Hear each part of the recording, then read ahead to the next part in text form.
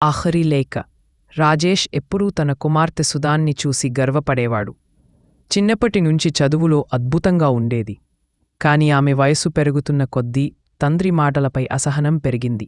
ఒకరోజు సుధా కళాశాలకి వెళ్లేటప్పుడు రాజేష్ చెప్పాడు, సుధా, జాగ్రత్తగా వెళ్ళమ్మా, రోడ్డు మీద ఫోను చూడకు. సుధా ముక్కు నవ్వుతూ, నాన్నా, నేను చిన్నపిల్ల కాదు, మీరు ప్రతిసారీ ఇదే చెబుతారు. రాజేష్ చిరునవ్వు నవ్వి వెనక్కి వెళ్ళాడు. కాని ఆ చిరునవ్వు వెనక ఎంతో ప్రేమ, భయమా, ఆరాధన దాగి ఉంది. సమయం గడిచింది. సుధా ఇంజనీరింగ్ పూర్తి చేసి హైదరాబాద్లో ఉద్యోగం దొరికింది. రాజేష్ మొదట కొంచెం మౌనం. నాన్న లేని చోట నేను ఒంటరిగా ఉండగలను అని సుధా అడిగింది. కాని రాజేష్ గుండెల్లో బాధ ఉన్నా చిరునవ్వుతో అన్నాడు, నేను లేను కదా, దేవుడు నీతో ఉన్నాడు. అలా సుధా నగరానికి వెళ్ళింది. కొన్ని నెలలు తండ్రి ఫోన్కి పెద్దగా స్పందించేది కాదు. నాన్న, బిజీగా ఉన్నా తర్వాత మాట్లాడతా అని మాట తప్పేది.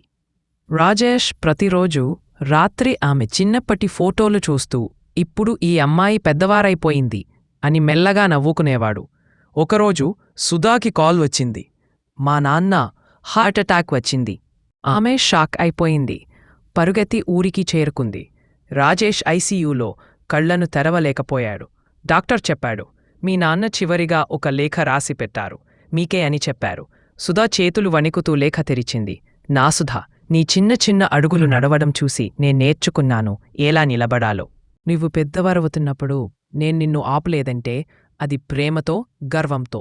ఇప్పుడు నా ఊపిరి తగ్గినా నా ఆశీర్వాదం నీకు తోడుంటుంది. నీ జీవితాన్ని నీ మనసు మాట విని నడుపు. కాని ఎప్పుడైనా నీకు ఎవరో లేకపోయినట్టు అనిపిస్తే అద్దంలో నీ కళ్ళలో నాకు కనిపిస్తుంది. అమ్మా, నీ నాన్న రాజేష్.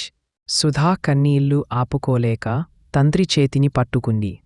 ఒక్కసారి మాట్లాడండి కాని రాజేష్ నిశ్శబ్దంగా, చిరునవ్వుతో శాశ్వత నిద్రపోయాడు.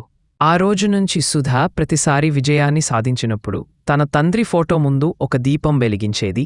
ఇది నీకోసం నాన్నా అని. చివరి సందేశం. తండ్రి ప్రేమ పెద్దగా కనిపించదు.